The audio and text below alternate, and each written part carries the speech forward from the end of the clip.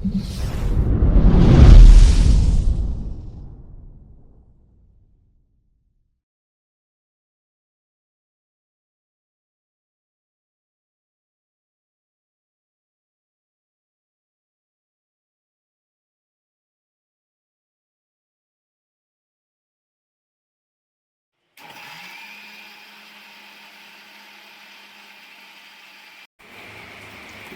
पीठ मी हे बघा वाटून घेतलेलं आहे चांगलं दाणेदार. एकदम नाही ठेवायचं, असं आपण बारीक रवा कसा असतो तसं ठेवायचं जरा. हे बघा हे माझं पीठ मस्तपैकी असं वरती आलेलं आहे, फुगून आहे. इथपर्यंत आलं होतं पण मी आता ढवळून हे केलं कारण ते खाली पडत होतं ते. हे बघा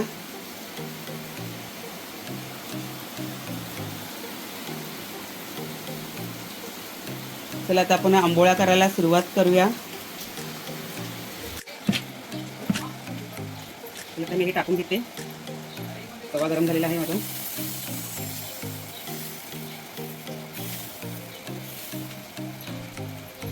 तेव्हा ते झाकण ठेवूया.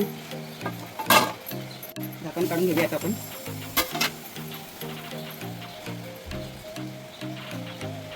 पलटून घेऊया जरा. हे बघा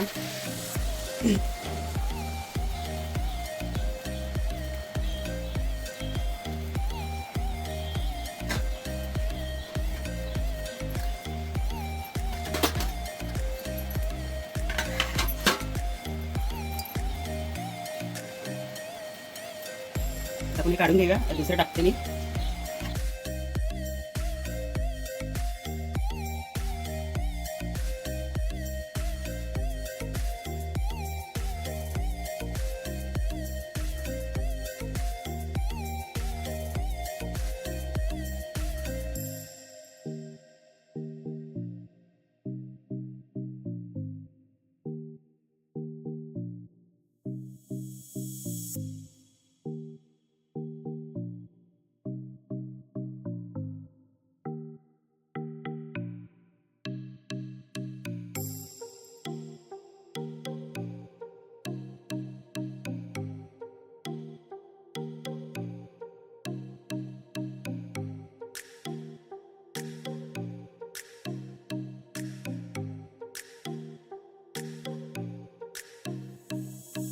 इथे इडलीचं भांडं घेतलेलं आहे. त्यामध्ये पाणी गरम करत ठेवलेलं आहे.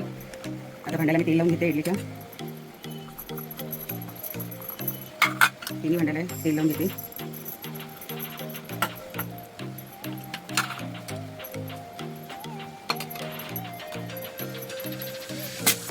आणि हे भरून घेते.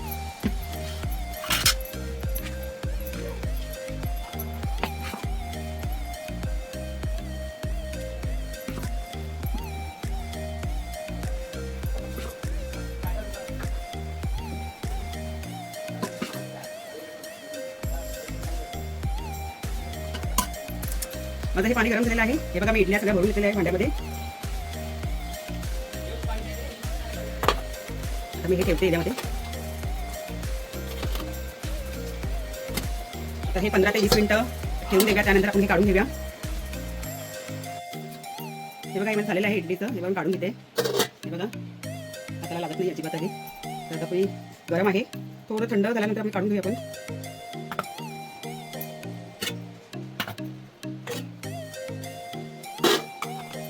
थोडं थंड व्हायला घेऊया. माझ्या या आंबोळ्या तयार झालेल्या आहेत. हे बघा किती मस्त झाल्या आहेत. नरम नरम एकदम सॉफ्ट लुसलुशीत. आणि हे माझ्या इडल्या पण बघा त्या पण तयार झालेल्या आहेत. हे बघा किती नरम नरम. हे बघा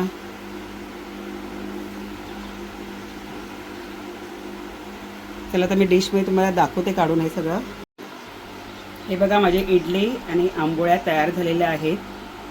आणि त्यामध्ये चटणी आहे.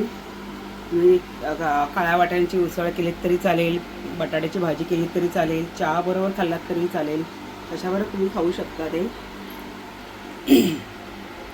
माझी ही तुम्हाला रेसिपी आवडली असेल तर नक्की लाईक करा, शेअर करा, सबस्क्राईब करा आणि बेल बटन दाबायला विसरू नका.